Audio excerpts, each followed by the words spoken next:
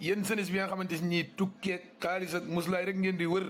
maanaam jaaro yi de maanaam lu ne la ci àndal moom laa ilaha illallah maanaam sirru ba nekkoon ca jaaro bi yonent yàlla Suleymaan ba ah man de jokkoon na ma ak sëñ Bam ci fexe leen ci am jaaro yi macha allah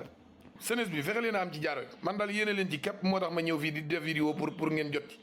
macha allah sëñ bi. ci réewum Canada ki nga xam ne moo di Justin Trudeau kon dafa daal tekki ndombal tànkam mooy ka nekkoon premier ministre ba ginnaaw nag ba mu waxee nag kon tekk na ndombal tànkam ki nga xam ne moo di président bu réewum Amérique daal di waxaat beneen yoon moom daal dafa jàpp ne Canada ci boppam daa war a ñëw dugg ci biir États-Unis d'Amérique daal dafa jàpp ne kon Canada dafa war a ñëw bokk ci nekk 51e état bu Amérique dafa jàpp ne daal loolu bis bu ko Canada defee dana ca gagné lu baree bari maanaam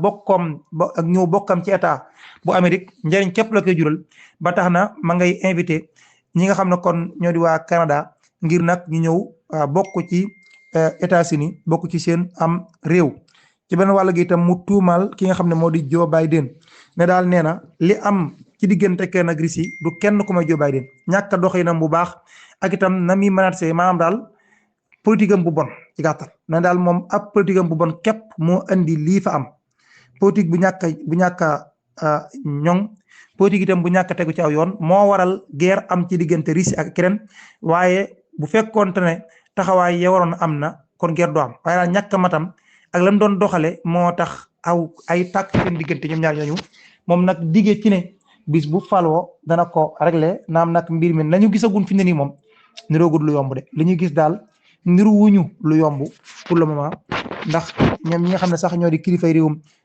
Russie sax gis nañ ci xabaar kenn ci kilifa ya Sergey Lavrov daal di wax ne daal athlète bi ñu gisagun Trump di ko doxale nekk groupe bu leen rassuré seen digg ak Ukraine ci fekkee jàmm la ñu bëgg. yéen senis bi nga xamante ni tukkee xaalis ak muslaay rek ngeen di wër maanaam jaaro yi de maanaam lu ne la ci àndal moom laa ilaha illallah maanaam sirru ba nekkoon ca jaaro bi yonent yàlla Suleymaan ba ah man de jokkoon na ma ak sëñ Bam ci fexe leen ci am jaaro yi macha allah